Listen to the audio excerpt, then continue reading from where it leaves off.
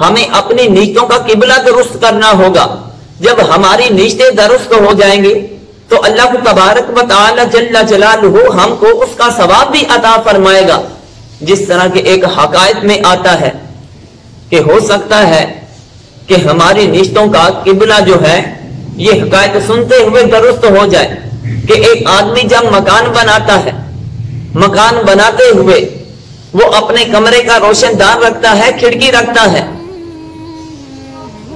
تو جب اس سے پوچھا جائے کہ بتاؤ تو صحیح، تو نے اپنا مکان بنایا اور اس مکان کے اندر تو نے یہ روشن دان بھی بنایا ہے، تو نے کھڑکی بھی لگائی ہے، آخر کس وجہ سے لگائی ہے؟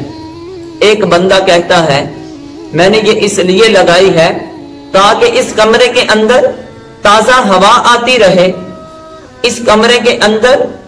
روشنی آتی رہے، تو اس کا بھی یہ عمل ٹھیک ہے. لیکن دوسرا بندہ کہ جس نے اپنے گھر کو بنایا، اس گھر کے کمرے کے اندر اس نے کھڑکی کو بھی رکھا، روشن دان کو بھی رکھا، لیکن اس سے جب پوچھا کہ بتاؤ تو صحیح، تو نے اس کمرے میں کھڑکی کیوں بنائی، تو نے روشن دان کیوں بنایا؟ وہ کہنے لگا کہ میں اس لیے بنایا ہے تاکہ اس کے اندر سے مجھے اذان کی آواز آئے اور میں اذان کی آواز کو سن کر اللہ کے گھر میں چلا جاؤں. کیونکہ اگر مسلسل دیوار ہوتی، پوری کی پوری دیوار ہوتی،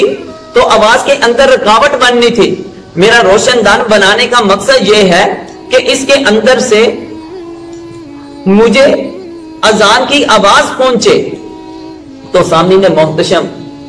جب اس بندے نے یہ نیت کر لی کہ اس روشن دان کے ذریعے مجھے اذان کی آواز پہنچے گی، مجھے اس کھڑکی کے ذریعے اذان کی آواز آسانی تک پہنچ جائے گی، تو گویا کہ اس نے یہ نیت کی تھی. آواز تو پہنچے گی، لیکن آواز پہنچنے کے ساتھ ساتھ اس کو تازہ ہوا بھی ملے گی، اس کو تازہ ہوا بھی ملے گی، روشنی بھی نصیب ہوگی. لیکن اس نے اپنی نیت کو اچھا کر لیا ہے. تو اس نیت کو اچھا کرنے کی وجہ سے جتنی دیر تک وہ روشن دان رہے گا، جتنی دیر تک وہ ادھر کھڑکی رہے گی، اللہ تبارک و تعالی جل جلالہ اس بندے کو اس کی نیت کے درست ہونے کی وجہ سے اللہ تعالی ثواب عطا فرماتا رہے گا. تو آج بھی ہمیں اس چیز کی ضرورت ہے کہ ہمیں اپنی نیتوں کا قبلہ درست کرنا ہوگا. اگر ہم نے اپنی نیتوں کا قبلہ درست نہ کیا تو جیسے یہ بڑے بڑے اعمال شہید کو اس کا عمل اس کے منہ پر مار کر، عالم دین کو اس کا علم اس کے منہ پہ مار کر، قاری قرآن کی تلاوت اس کے منہ پہ مار کر، ایک اللہ کی راہ میں مال خرچ کرنے والے کا مال خرچ جو کیا ہوا ہے اس کے منہ پہ مار دیا جائے گا اور اس کو پکڑ کر دوزخ کی آگ میں ڈال دیا جائے گا. یہ صرف 3 چیزوں کے اندر ہی بند نہیں، بلکہ اگر کوئی حج کرتا ہے اور حج بھی اس نیت سے کرے کہ مجھے لوگ حاجی کہیں، نماز پڑھتا ہے اس نیت سے پڑھتا ہے کہ لوگ مجھے نمازی کہیں، کوئی بھی نیکی کا کام کرتا ہے لیکن اس نے یہ کہا کہ مجھے لوگوں کے اندر شہرت مل جائے،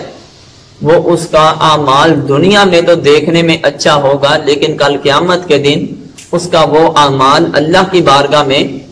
قبول نہیں ہوگا. کیونکہ اللہ کی بارگاہ میں اعمال کی قبولیت کے لیے ضابطہ یہ ہے قل ان صلاتی و نسکی و محیای و مماتی للہ رب العالمین.